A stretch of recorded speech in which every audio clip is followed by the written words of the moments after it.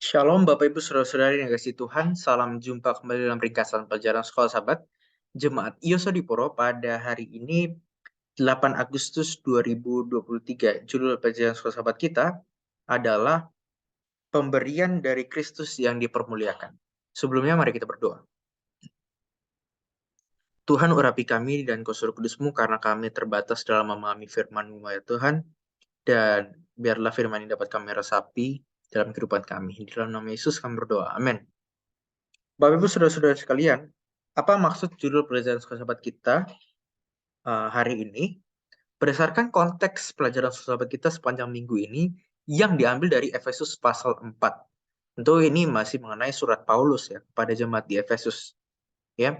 Kalau kita baca mulai dari ayat 7 dari Efesus pasal 4 sampai ayat yang ke-12, ayat 7 ini ditarik pelajaran bahwa gereja itu memiliki keberbedaan, yaitu karunia-karunia yang diberikan kepada masing-masing individu dalam jemaat menurut ukuran pemberian Kristus. Jadi setiap orang ya diberikan karunia ya. Jadi bukan kepada orang-orang tertentu saja. Gitu. Dan menurut ukuran pemberian Kristus. Jadi setiap orang diberikan sesuai kemampuan masing-masing. Ada yang memang di bidangnya untuk memainkan alat musik, untuk melayani Tuhan, ada yang memang untuk bersaksi, dan lain sebagainya. Jadi menurut kemampuan masing-masing. Ya. Kemudian hubungannya apa dengan Kristus yang dipermuliakan? Pemberian ini kan dari Kristus ya. Nah, kenapa ditekankan Kristus yang dipermuliakan? Karena kalau kita baca di Efesus pasal 4, ayat 8, di situ digambarkan Paulus, Kristus, ya, ketika dia naik ke tempat tinggi ya, ia menawan tawanan-tawanan, ia memberikan pemberian-pemberian kepada manusia. Jadi, dihubungkan dengan Kristus yang ditinggikan, Kristus yang dipermuliakan. Dan ini Paulus tidak sembarang ngomong ya. Dia mengutip atau merujuk kepada perjanjian lama, yang mana persis makna ayatnya sama ya, di Mazmur pasal 68 ayat yang ke-18. Nah, ini pelajaran yang penting juga adalah perjanjian lama itu tetap diakui ya, tidak pernah dibatalkan ya. Jadi Paulus membuktikan itu gitu, bahwa perjanjian lama tetap dipakai seperti itu ya. Dan maksud daripada ayat ini adalah Kristus dipermuliakan seperti itu. Nah, tetapi di ayat yang ke-9 kita mulai bertanya, karena apakah artinya bahwa Kristus yang telah naik, selain bahwa ia juga telah turun ke bagian bumi yang lebih rendah, gitu, ya? Yang dimaksud di ayat ini adalah dia memenuhi semua, dia memenuhi segala sesuatu. Kristus memenuhi segala sesuatu, ya.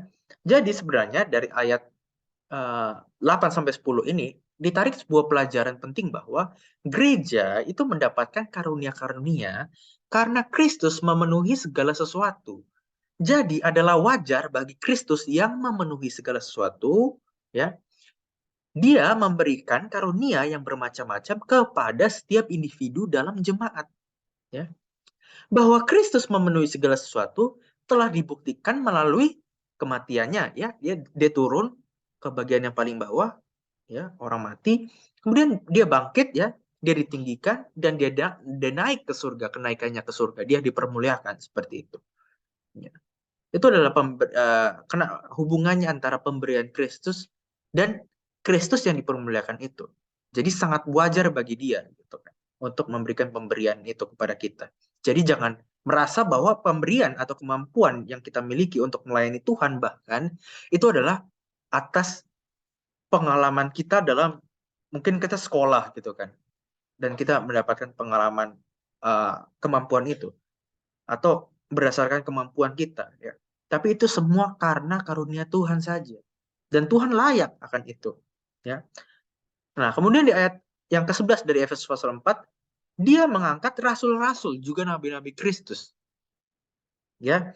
Nah, apa maksudnya ini? Kalau kita bandingkan dengan ayat yang ke-7, di ayat yang ke-7 Paulus menekankan perbedaan pemberian dari segi ukuran. Ya, kalau di ayat 7 itu fokusnya ukuran, bahwa manusia diberikan karunia menurut kemampuannya masing-masing.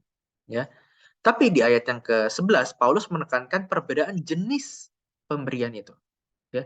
Jadi ini biasa disebut karunia rohani, ya. Orang-orang tertentu yang punya karunia rohani seperti itu, ya. Jadi ada jenis pemberiannya. Nah, di dalam ayat yang ke-11 ini secara spesifik 5 macam pemberian tersebut, yaitu ada rasul, nabi, pemberita Injil, gembala dan guru-guru, ya. Jadi kalau rasul-rasul itu mereka yang dipilih oleh Yesus, diutus sebagai representasi Yesus di bumi setelah kenaikannya ke surga pada waktu itu. Nah, tetapi di jemaat kita sekarang ini kita bisa anggap mereka sebagai misionaris-misionaris, ya, yang pergi untuk memberitakan Injil ke ke luar gereja seperti itu, ya, menurut amanat agung Tuhan, ya, di Matius pasal 28 ayat 18 sampai 20. Kemudian ada juga nabi-nabi, ya. Ya ini mungkin nanti saya jelaskan. Kemudian ada pemberita Injil, ya, mereka juga hampir sama seperti rasul-rasul. Kemudian gembala-gembala, ya, dan guru-guru. Ini di dalam gereja yang menuntun orang-orang supaya setia kepada firman-Nya. Dan juga guru-guru mereka adalah orang-orang yang harus punya harus dapat mengajar, ada kemampuan untuk mengajar, ya, di 1 Timotius 3 ayat 2, ya. Orang yang memberikan pengasuhan dan juga instruksi kepada orang-orang yang baru bertobat seperti itu. Nah, jadi semuanya ini mempunyai tujuan yang mulia, ya.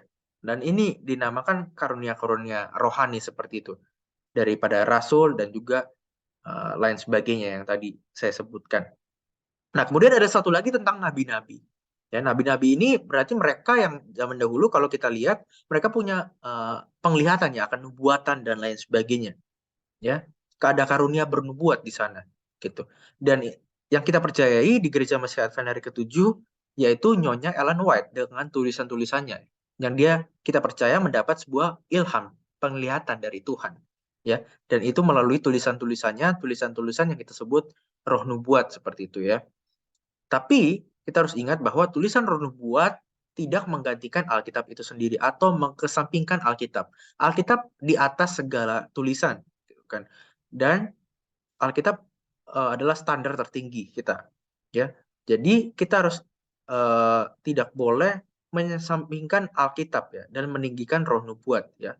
Walaupun sebenarnya roh nubuat itu adalah terang tambahan bagi kita untuk menuntun kita kepada terang yang besar, yaitu Alkitab itu sendiri atau firman Tuhan itu sendiri.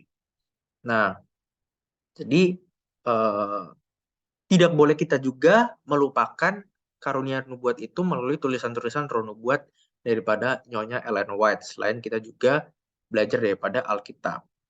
Nah, pemberian ini, rasul-rasul dan karunia-karunia rohani ini yang dipunyai mereka ini sebenarnya tujuannya apa, ya? Kalau kita baca di Efesus pasal 8 ayat pasal 4 ayat yang ke-12, tujuannya adalah untuk perlengkapan orang-orang kudus ke dalam pekerjaan pelayanan, ke dalam pembangunan tubuh Kristus. Nah, maksudnya apa? Maksudnya adalah gereja itu sebagai tubuh Kristus itu harus dinamis, tidak boleh statis, harus bergerak. Bergerak maksudnya adalah bertumbuh secara kualitas dan juga kuantitas. Kualitas di dalam kedewasaan kerohanian, ya. Jemaat bertumbuh dalam kedewasaan kerohanian melalui apa? Melalui belajar firman-Nya, gitu kan. Belajar Alkitab. Dan ini dituntun dan diajar oleh para gembala dan juga guru-guru, ya, di dalam gereja, ya. Itu pemberian tadi, ya. Ya, pemberian orang-orang yang bertanggung jawab untuk menuntun itu pertumbuhan kualitas kerohanian seseorang. Kemudian gereja juga bertumbuh secara kuantitas. Anggota gereja bertambah. Bagaimana supaya anggota gereja bertambah? Maka harus ada yang menginjil, gitu.